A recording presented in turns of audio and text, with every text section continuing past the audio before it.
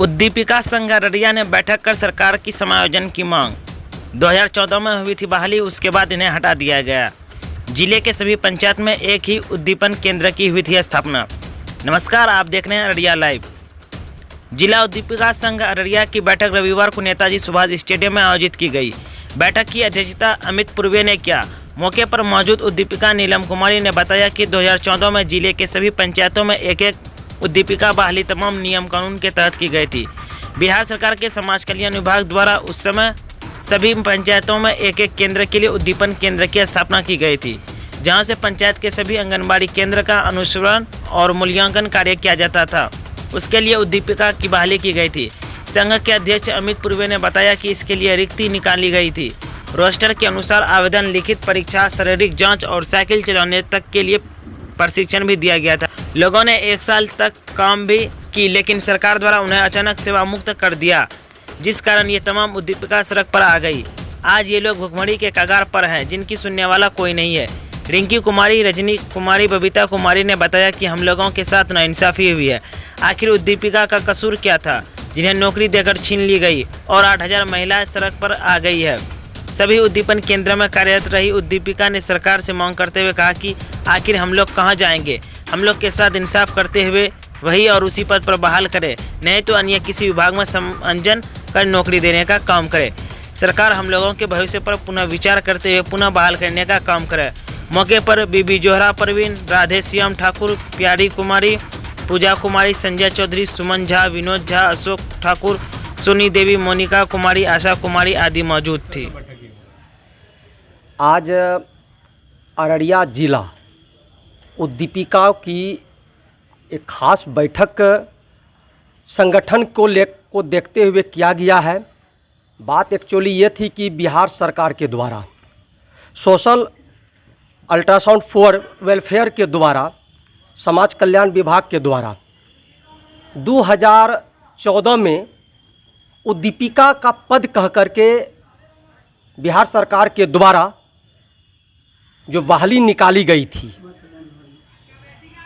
और उस बहाली बिल्कुल चरणबद्ध तरीके से पहले अप्लाई हुआ ऑनलाइन, फिर उसका एग्ज़ाम हुई, एग्ज़ाम के बाद फिजिकल टेस्ट हुई, फिजिकल टेस्ट के बाद साइकिल टेस्ट हुई।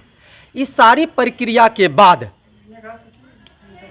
मेगा सूची बनी। मेगा सूची के बाद जिनका भी सिलेक्शन हुआ पूरे जिला में और जिस भी पंचायत में, उस पंचायत में जो सिलेक्शन हुई उद्दीपिकाओं की, और बजाते यहाँ के उस समय के जिला प्रोग्राम पदाधिकारी अररिया में सभी को नियुक्ति पत्र दिया गया।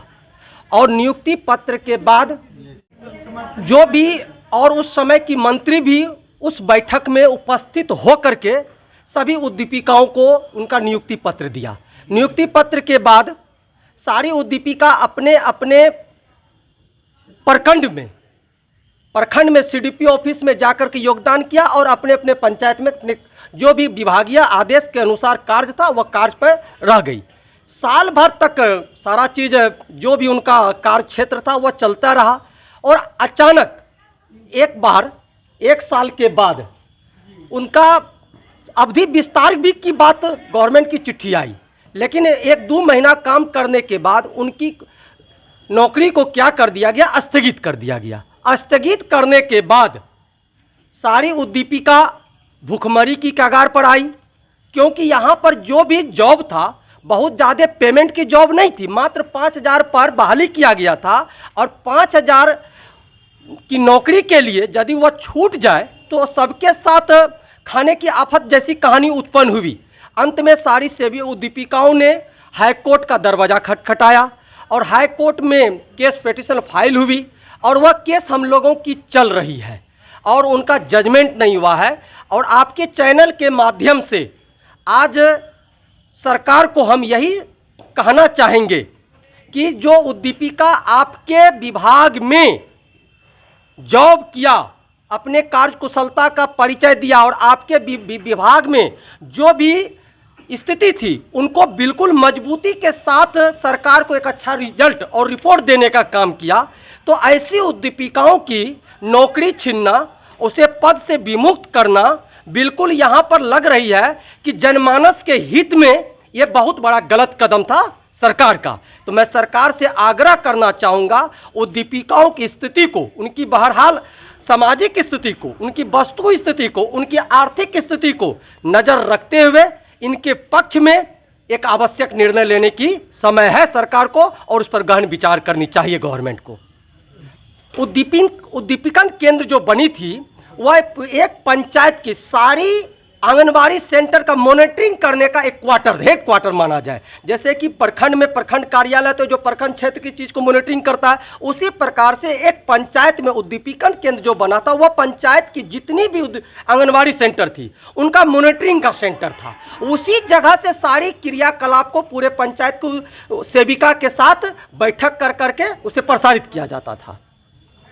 9 जिला में बहाली हुई थी, बिहार के 9 जिला में, उसमें अररिया में सारी पंचायत में, हाँ सभी में टोटल महिला की बहाली होती है, सिर्फ महिलाओं की बहाली। किस कारण से हटाया गया?